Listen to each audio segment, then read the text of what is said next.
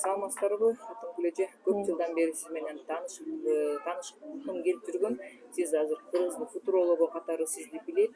Келечек жөнүндөгү сиздин оюңуз кандай? Биз менен бөлүшүп кетсеңиздер, азыр аламдашуудору болуп атат. Азыр күн аябай активдүү, жердин ушу резонанстары аябай күчтүү болуп атат да. Бул кантип адамга таасирин кандай берип атат? Футурология жөнүндө айта турган болсом, бул адамзатка белгисиз келечекти изилдөө. Азыр глобалдашуу заманында адамзаты кантип туура жолду таап кетиш керек, ошол келечекте кандай өзгөрүүлөр болот адамзат дүйнөсүндө, адамдардын аң сезими кандай өнүгөт жана өздөрү адамзат өзү илимий техникалык өнүгүү боюнча жетишип жаткан ийгиликтерин кандай жумшайт. Мына ошодон көз каранды да биздин келечегибиз. Эми мындай кыргыздардын мисалында айтсак, биздин ата тектер абдан көп жакшы мындай акыл казынасын таштап кеткен да. Ал ошо касиет жолу деп коебуз же кыргыз жолу деп коебуз. Бул биздин эле бир улутка таандык нерсе эмес. Бул баардык эле элдердеги бар мындай башкача бир жөндөмдүүлүк, феномендүү ой жүгүртүү, метафизикалык ой жүгүртүүнүн негизинде ачыла турган нерселер да. Бирок алардын баардыгы жакшы багыттарды бизге көрсөтөт. Бул Шайдот маалымат булагы 20 жылдан бери жазылып атат. Ал жерде азыр адамзат дүйнөсүндө кандай өзгөрүү болорун беришкен. Адамдын моундай аң сезиминде, ой жүгүртүүсүндө өзгөрүү болот. Бул эмненин негизинде болот? Бул физиологиялык кандайдыр бир денебизде өзгөрүү болгондо, кубулуш болгондо аң сезим дагы ошого жараша алдыга өзүнүн өнүгүүсүн алат да. Бизде бул жердеги Шайдот маалымат булагы боюнча ааламдык ири өзгөрүүлөрдүн негизинде болору айтылат. Ааламдык өзгөрүүнүн биринчиси бул биздин галактикабыздын кошуна галактика менен өзөк октору менен улуу тогуу болушу. Ошонун негизинде жер планетасына чейин күчтүү энергиянын агып келиши. Ал агып келгенде бул бизге албетте илимий техникалык прогресстин күчү менен, ал илимий каражат аппараттардын күчү менен биз аны кармай албай турган энергиялар. Азыр деле мынакей көрүп жатасыңар, көп окумуштуулар, физиктер өзгөчө изилдешип атпайбы?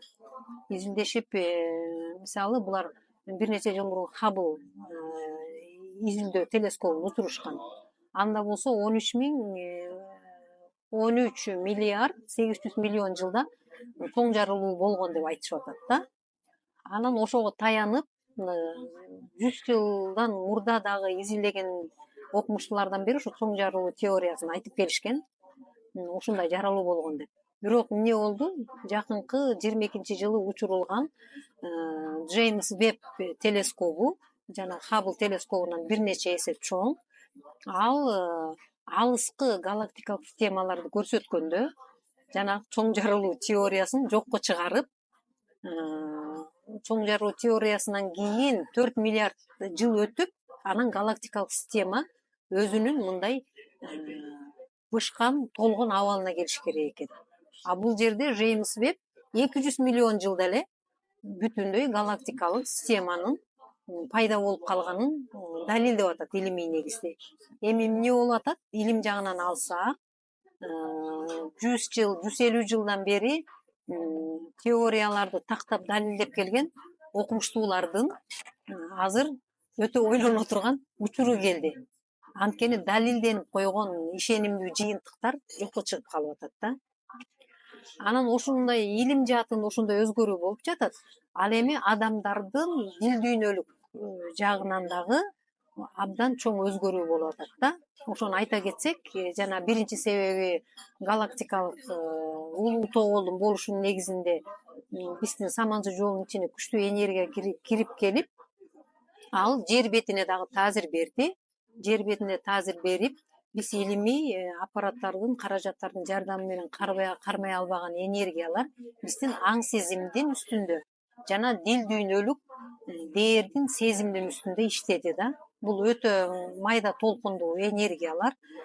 Ал биздин ДНК менен нейрондордун активдүү кубатка толуусуна шарт түзүп берди. Анын натыйжасында кванттык секирик болду дешип, аң сезимде да кванттык секирик болду деп атат.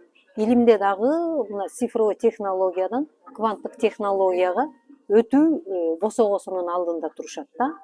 Анан мунун баардыгына бир эле адамзаты өзүнүн жер бетинде окуган илими аркылуу жетишпестен, ааламдан келген күчтүү майда толкундуу энергиялардын таасири алдында аң сезими өнүгөт, нейрондор активация болот жана ДНК жипчебизде активдүү мындай ачылбаган резервдер ачылат да. Анан эми мындай кичине далил катары болсун үчүн нейрон жөнүндө айтып кетели. Нейрон деген түзүлүшү бул нейрон клеткасы болот, ядросу болот жана андан аксон деген бир жоон жипче чыгат. Аксондун этегинде дендрит деген майда 10 миңге жакын жипчелер. Ошондо бир нейрон клеткасынан 10 ядросунан 10 миң жипче чыгып атат да.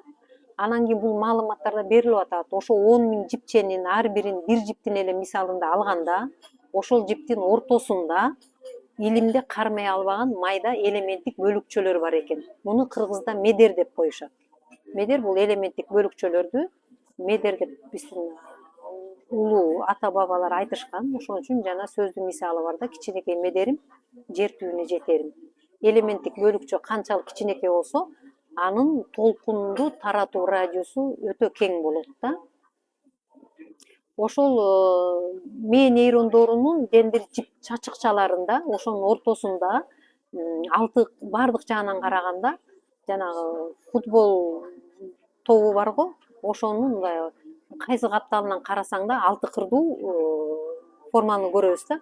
Ошо сыяктуу алты кырдуу кайсы жагынан караса да алты кырдуу формадагы майда медерлер бар экен. Ошол медерлердин ортосунда өз ара, мисалы мончок катары элестетсек, ал медерлердин тизилип турушун, ошолордун ортосунда өз ара мындай толкун жараткан колебаниялар болуп, антенна сыяктуу. Анан ал майда медерлер бири-бири менен байланыш куруп калат да. Ошонун натыйжасында адамдардын аң сезими өнүгүп, мээ активация болот. Бул эми бир жагынан илимий технологиялык ийгилик, жетишкендик дагы жардам берип, азыр ар бирибиз мынакей ар кандай гаджет, смартфон эмнелерибиз бар. Ал жактан дагы илимди бир жагынан суугарылып жатабыз. Экинчи жагынан физиологиялык планда мээ нейрондорубуз активация болду да.